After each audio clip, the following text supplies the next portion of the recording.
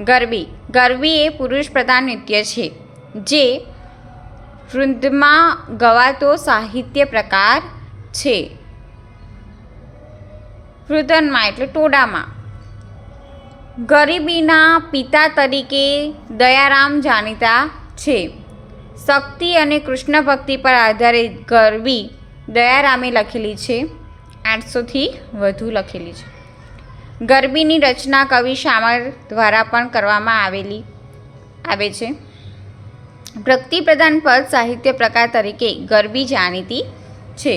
ગુજરાતી ભાષામાં ગરબો અને ગરબી શબ્દો અને રાસ રમતા શબ્દોનો પ્રયોગ કરનાર બાણદાસ હતા.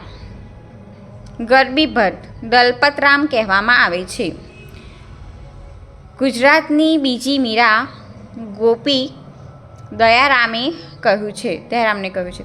દલપતરામ 12 ભાષાઓ જાણીતા હતા. નીચે આપણે જોઈશું ગરબા તથા ગરબો.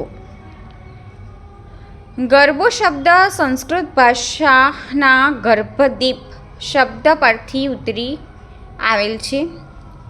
ગર્ભદીપ એટલે માટીમાંથી બનાવેલ છિદ્રવાળા ગરબામાં તેની અંદર દીપક પ્રગટાવવામાં આવે જેને ગર્ભદીપ તરીકે ઓળખવામાં આવે છે.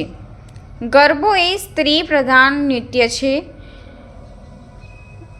ગરબો કોરાવવો એટલે ગરબાની મધ્યમાં છિદ્રો પાડવાની રીત રિવાજ કે પરંપરા. ગરબાના રચિતા વલ્લભ મેવાડા અને ધોરા મેવાડા છે, જેનો જન્મ અમદાવાદ ખાતે થયેલ અને તેઓની કર્મભૂમિ શક્તિપીઠ બહુચરાજી છે. પતાઈ રાવળનો ગરબો શામળભટ્ટ. રણછોડજીનો ગરબા પિત્તમે લખેલા છે. ભવાઈ. ભવાઈનો અર્થ થાય છે જિંદગીની કથા. ભવાઈ એ પાત્રો દ્વારા ભજવી શકાતો સાહિત્ય પ્રકાર છે. ભવાઈના મોવડીને નાયક તરીકે ઓળખવામાં આવે છે. ભવાઈની રચના મૂળ ઊંઝાના વતની હેમાડા પટેલના આશ્રિત તરગાળા બ્રાહ્મણ અશાઈ ઠાકરે કરેલ છે, જેમણે 360 જેટલા ભવાઈના વેશ આપેલા છે, જેમાં રામદેવ પીરનો વેશ સૌથી જૂનો છે. આ ઉપરાંત ઝંડા ઝૂલણનો વેશ, કાન ગોપીનો વેશ, મિયા બેવીનો વેશ, કજોડાનો વેશ, જૂઠણનો વેશ વગેરે, જેમાં ઝંડા ઝૂલણનો વેશ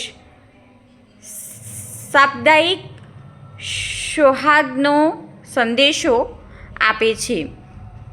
ભવાઈનો વેશ શીખવનાર વેશગોળ તરીકે ઓળખાય છે. ભવાઈમાં સ્ત્રી પાત્ર જે પુરુષ દ્વારા ભજવવામાં આવે છે તેને કાચીડ્યો કહેવામાં આવે છે.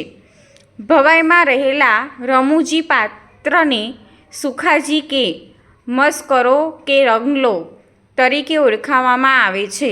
ગુજરાતી સાહિત્યમાં ભવાઈ આધારિત સૌપ્રથમ કૃતિ દલપતરામની ભૂગર્ભ વિનાની ભવાઈ છે.